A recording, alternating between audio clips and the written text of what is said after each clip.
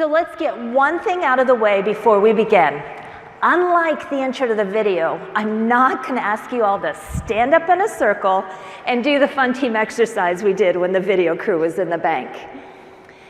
But I am going to ask you to sit back for the next 15 minutes and think about why you do what you do as a community banker, a vendor, family member, spouse, or friend of a community banker, as a staff person for ICBA or a state association.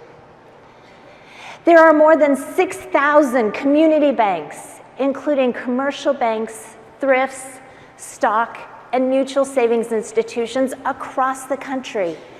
And more than 2,500 of these institutions have been in business for more than 100 years. Together, we have more than 52,000 locations and employ over 700,000 Americans. Community banks are the primary source for small business lending and farms in this country. Why do we do what we do? Because our work matters.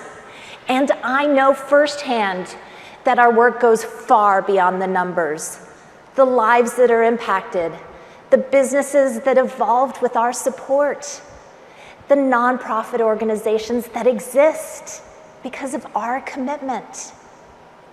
I know that being a community banker is more than just a profession. It is who we are.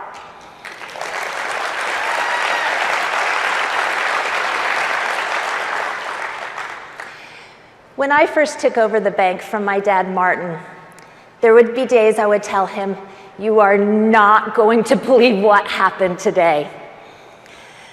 Like the time when our utility company decided to cut off the flow of natural gas to all of northern New Mexico because more than a week of temperatures well below zero had spiked demand. You could see your breath in the building. But our customers and our employees, who were also cut off and in desperate situations, needed us. So one day, you can be figuring out how your tellers can operate with ski gloves on the hand, and the next day you're sharing the stage with Hall of Famer Tony La Russa, who said banking wasn't fun. In those situations, my dad would say, "Rebecca, you need to start writing some of these stories down. Because over the years, you won't want to forget what happens, what changes, what stays the same, or more importantly, what the outcomes or lessons are." In many ways, it was like he was telling me I had the content for a great book. Today, I look back on that piece of advice and wished I'd actually listened. I promise, Dad, that's the only piece of advice I ever ignored. Promise. The stories, the lessons, the next chapters of that book are still unfolding. And in many ways for me, it has become a great epic. Thinking of what I have the opportunity to do, the lives that our industry impacts all over the country, and all that we as an industry represent. It's an incredible story. Really an anthology of impact, change, resilience, growth, and evolution. And our industry is us, here in this room, thousands of banks represented, each with our own unique story, ownership structure, employee and customer base, all the things that make each bank special. Our own characters and subplots, and where one chapter leads to the next chapter. Each of us, every day, creating not just the narrative of our banks, but of our communities. We are literally writing the future. My story begins in Taos, a community that's over 1,000 years old, with someone who had a dream that a community bank could be chartered to help all people of an incredibly diverse and unique place. that a community bank could grow the economic viability of the community and its people. My grandparents, Eliu and Elizabeth Romero, defied great odds to lead that charge, to create and then share the vision, gather the capital, and quite literally fight for the charter.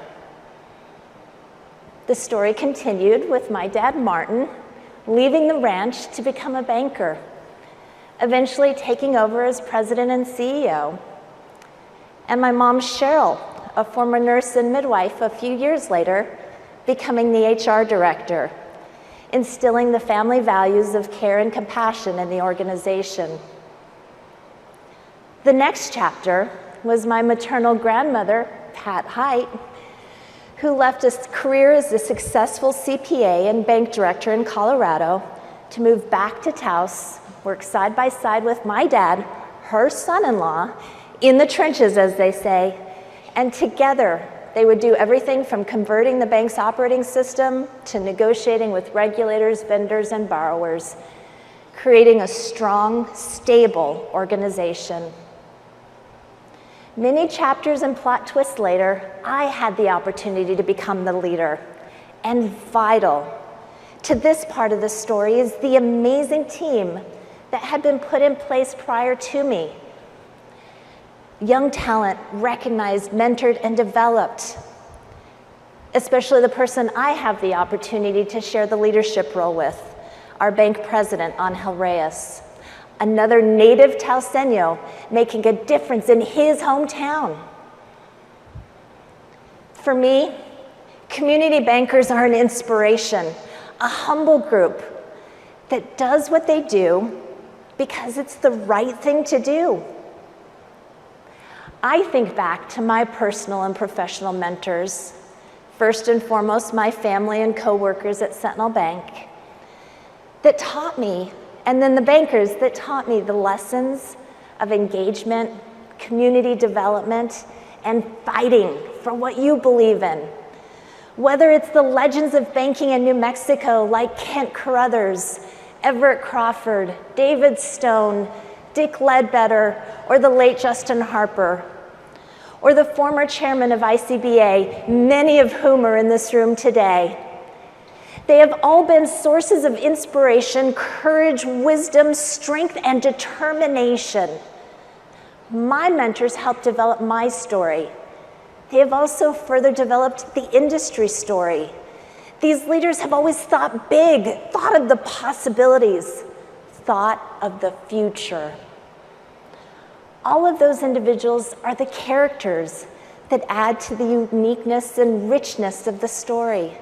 And when put all together, these subplots and players develop the great epic that together is our industry.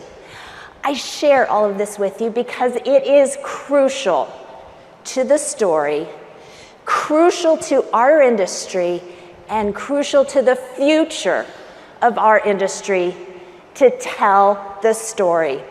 The story of community banking, who you are, who we are, what we do, what our challenges are, and our opportunities. The history that has come before us, and of the future we're developing together. Tell your story. Tell it to potential customers. Tell it in your community.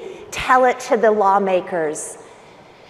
Don't let the fictions of Wall Street, the too big to fail, the credit unions, FASB, or the regulators tell your story.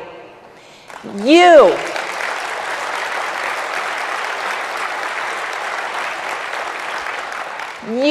are community bankers, and that is something different, something authentic, something to be proud of, something that matters. And as a third-generation community banker, not only do I believe in the future of community banking, I am so honored to take on the role as chairman of ICBA for one reason: to create and promote an environment where community banks flourish, I know firsthand that the challenges in our industry are dynamic and complex, and oftentimes very frustrating. But I also know, as Cam and Jack talked about in the last 2 days, we are seeing successes because we have distinguished ourselves and our industry for all the good we do and what we represent by telling our story. What we do matters, and the more people that understand that, the more strength we have as an industry and the more we are able to accomplish in the form of reg relief and reform to shape our future. As we move forward and head back to our banks in the next couple of days, I ask you to think about the possibilities and your role in our industry's next chapters.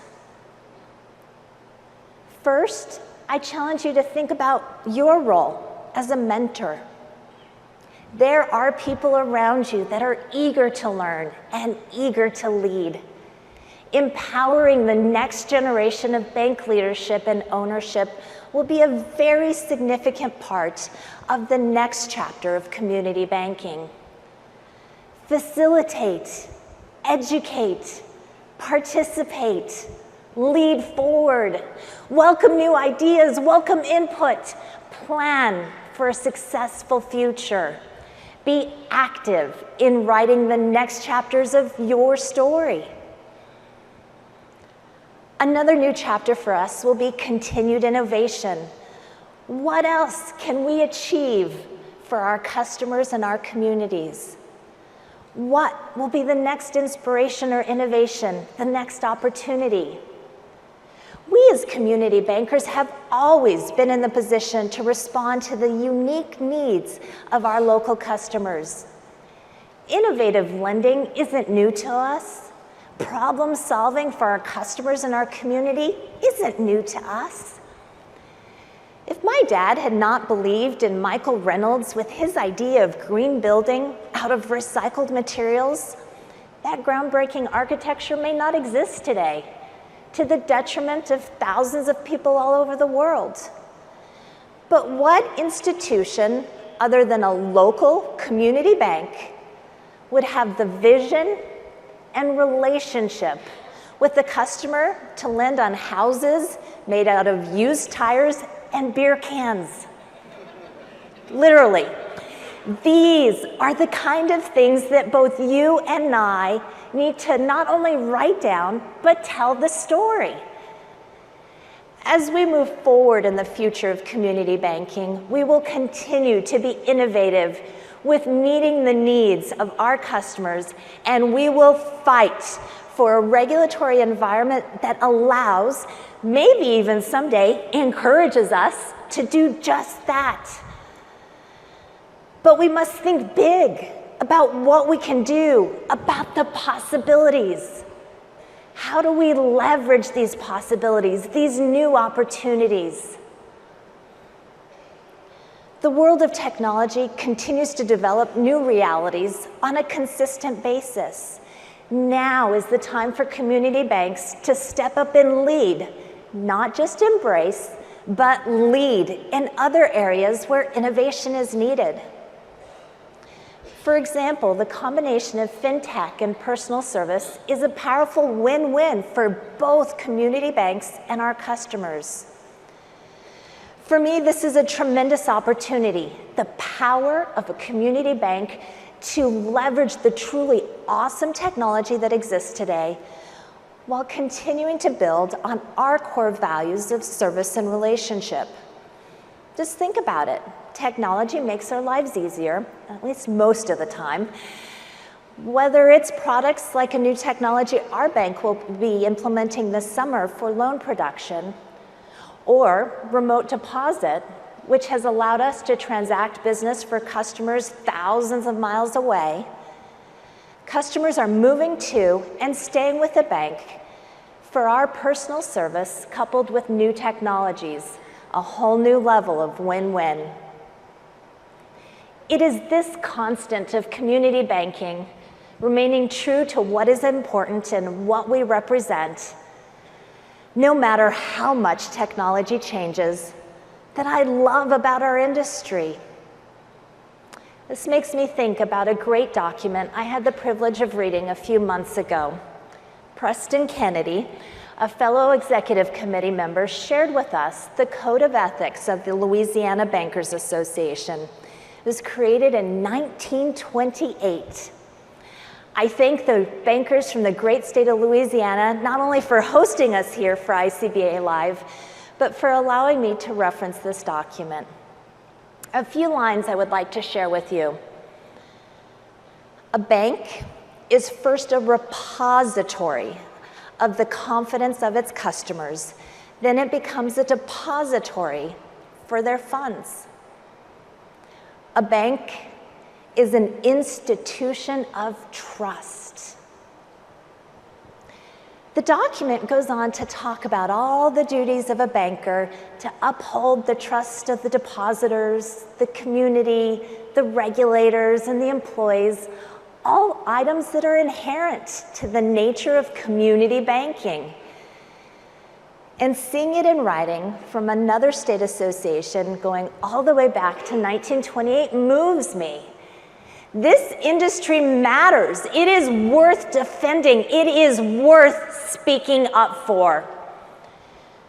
Whatever your situation, stage in your career, or role may be, you make a difference. I know the game we play has changed, and it seems like the rules are changing on us daily. But at the end of the day, we make a difference. We get to fight for what we believe in, fight for our customers, fight for our community, and we can keep fighting for regulatory reform, tiered proportionate regulation, and we can be the best in our worlds and know that our communities, our families, and our banks, our nation will be all the better for what we have done.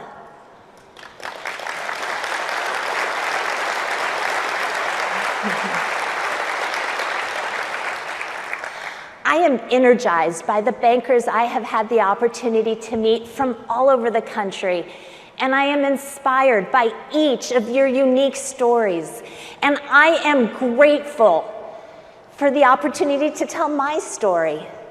Grateful to be a community banker and to be in the position that all of us are in to write the next chapter in each of our stories, to facilitate the successes of our customers and our communities, and each of our banks represented here, from Twin Falls, Idaho, Iselin, New Jersey, Las Cruces, New Mexico, Jonesboro, Georgia, Tulsa, Oklahoma, St. George, Utah, Norwich, Vermont, Sun Valley, California, Coldwater, Ohio, or Corpus Christi, Texas. All of us together make our industry. Just look at who we are and what we do as community bankers. What would this map look like if it weren't for community banks like yours? Together, we get to write the next chapter, telling our story, literally writing the future of our nation one community at a time. What we do matters.